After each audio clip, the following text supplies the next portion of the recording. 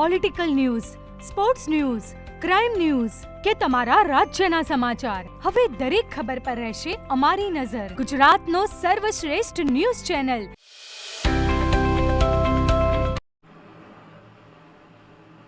હારીજના થરોડ નજીક આવેલા રાજપુરા બ્રાન્ચ કેનાલમાંથી યુવાનની લાશ મળી આવી છે. ઘટના સ્થળે સ્થાનિક લોકો દોડી આવી યુવાનની લાશને બહાર નીકાળી.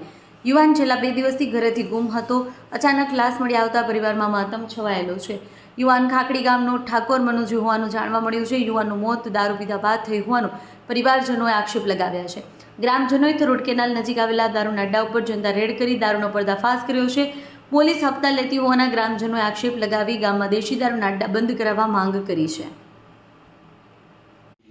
મારું નામ ઠાકોર સચિનજી દિલીપજી, પૂરવ ખાખડી, અને મારા જે લાશ મળી મારા કાકા હગા, અને એ 3 દિવસથી ઘરથી નીકળી ગયેલ. સાંજે 5 વાગ્યાથી ઘેરથી નીકળ્યા ત્યારથી કોઈ એમનો કોઈ લાપતા જતા કોઈ એમનો પતો જ નહોતો. એટલે પછી અમે ગોતવાની શોધખોળ ચાલુ કરી અને પીવા તો જાતા જ અડ્ડે. એ અડ્ડો છે લાલાજી સવધનજી ઠાકોરનો. એ ઘણા ટાઈમથી અડ્ડો ચાલુ છે. થરોડનો અડ્ડો છે. અમને એમના પર શક છે.